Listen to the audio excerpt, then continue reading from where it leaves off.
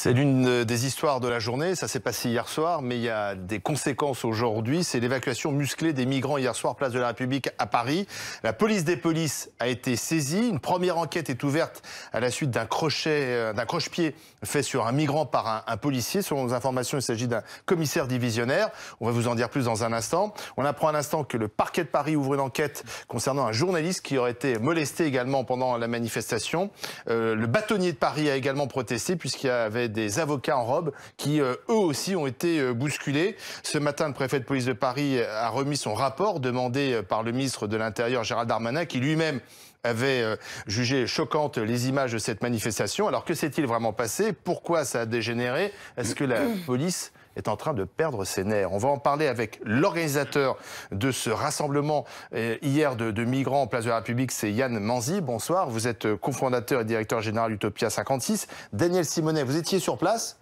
Vous allez nous dire ce que vous avez vu. Vous êtes conseillère de Paris et oratrice nationale de la France Insoumise. Notre consultant sécurité également est là, Guillaume Farbe. Bonsoir Guillaume. Et on va donner la parole tout de suite au policier Denis Jacob, secrétaire général d'Alternative Police, avant d'accueillir le député Chenu qui est à l'Assemblée nationale. Monsieur Jacob, bonsoir. Mais que s'est-il passé? Vos collègues ont pété les plombs hier? Non, pas du tout.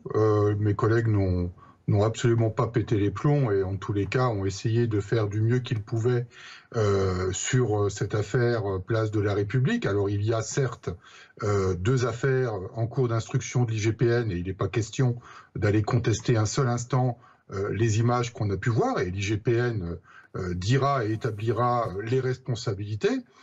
Pour autant, moi ce que je pointe ce soir, c'est la responsabilité des autorités elles-mêmes et j'attends également de l'IGPN que M. Darmanin a diligenté, qu'elle fasse une enquête pour établir les failles qui ont pu avoir lieu et pour lesquelles j'ai certains éléments aujourd'hui pour dire que le dispositif qui a été prévu pour gérer ce rassemblement qui, je le rappelle, était un rassemblement illégal puisqu'aucune autorisation n'a été accordée. Donc je rappelle aussi que vis-à-vis de la loi, quand il y a un attroupement sur la voie publique et que ça pose une question de trouble à l'ordre public, eh bien la police elle est là aussi pour faire son travail et faire en sorte que ce trouble cesse dans les meilleurs délais.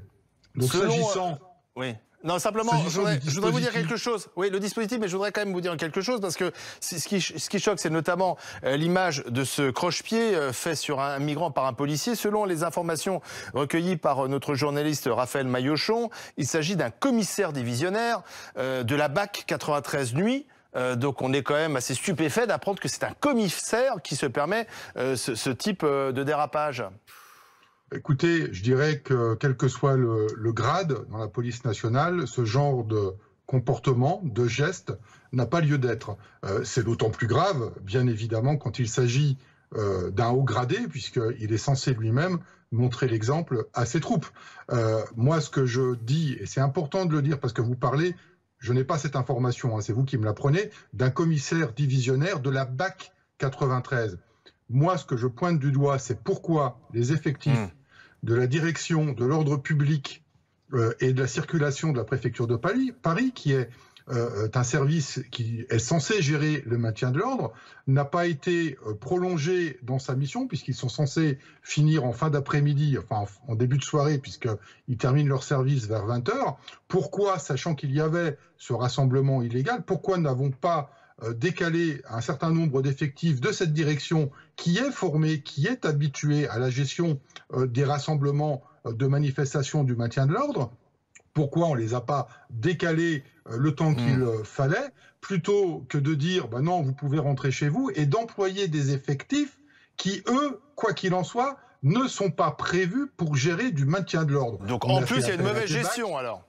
Il y a une mauvaise gestion des effectifs et du dispositif. Restez avec nous, parce que je voudrais faire réagir ceux qui étaient sur place, c'est-à-dire l'organisateur Yann Manzi et Daniel Simonet, comme élus politiques. Et moi, ce que je peux dire à ce monsieur, c'est certainement à cause de la montée du nationalisme qui se passe ce qui se passe dans notre pays aujourd'hui, que certaines forces de l'ordre se comportent aussi, tout simplement, de cette façon-là, parce que c'est des gens, bien sûr, qui font partie de ces mouvements nationalistes et qu'il y a un vrai problème dans notre pays aujourd'hui sur ce sujet-là. Vous parlez des policiers ? Bien sûr. Vous dites que les policiers sont... Je ne fais pas de généralité, monsieur. Je dis qu'il y a un pourcentage dans cette police qui se comporte très très mal, que le sujet, on ne veut pas en parler. Par contre, c'est une réalité que vivent les exilés, que vivent les associatifs à Paris, à Calais et dans toutes les régions de France où on travaille au plus près de ces populations et que ce n'est pas un sujet anodin. Et ça ne concerne pas ça, ça concerne une frange de la police. Alors je dois me tourner vers le policier, puisque vous portez des accusations graves. Est-ce qu'il faut faire le ménage dans la police, Denis Jacob? Alors écoutez, permettez-moi déjà de réagir. Je suis scandalisé par de tels propos et scandalisé au fait de dire qu'on ferait de la chasse aux migrants toutes les nuits pour déloger ces individus quand ils étaient sur Saint-Denis, le long du périphérique, porte de la Chapelle. Ça a duré pendant des mois.